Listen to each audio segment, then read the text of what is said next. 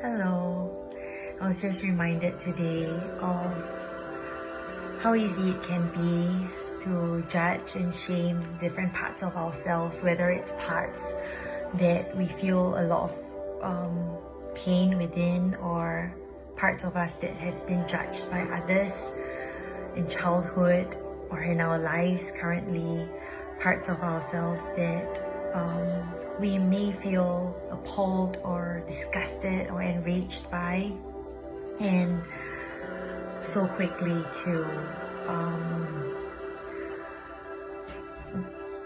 have a separation, a fierce, strong separation between who I am and also like these specific parts of ourselves.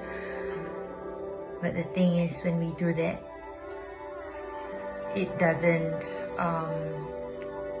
annihilate these parts within.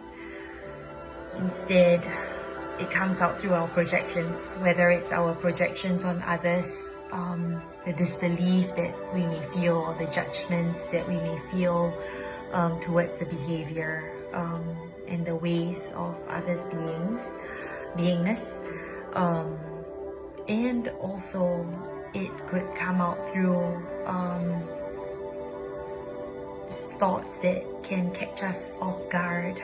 The unconscious shows up in different ways, whether it's through our external environment, and it's not just our external environment, but it's our relationship with our external environment, and also through our dreams, and also through the different ways that the body is trying to communicate with us, because the body holds the shadow of our psyche. It holds the parts of us that maybe we haven't learned about or learned to befriend. And as such, it makes it even more important to be extra tender and extra loving towards these parts of ourselves, and the parts that we judge, and the parts that perhaps we may deem as atrocious or evil or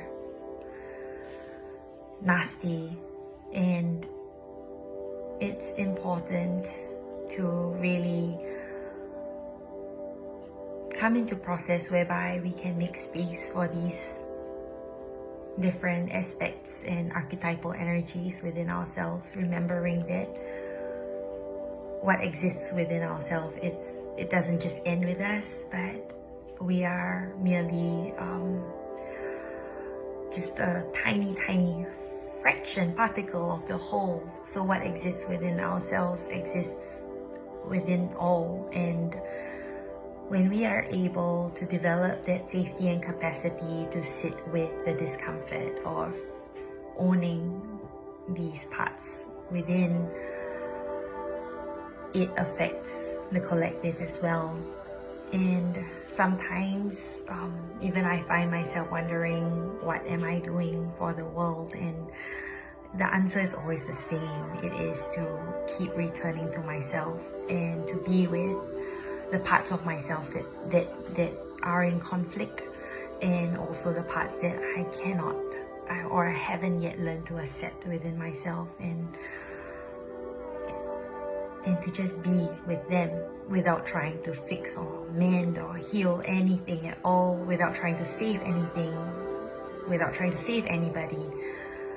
But it's just that it is presence, to practice presence with the parts that are the most uncomfortable to be present with. So this is something that was inspired by a client, and she said this very beautiful thing at the end, which is that often we get caught up in collective trauma and personal trauma, but we often forget about collective love. And it is that when we allow for ourselves to not have to make wrong right, or to solve for anything, but to just be with.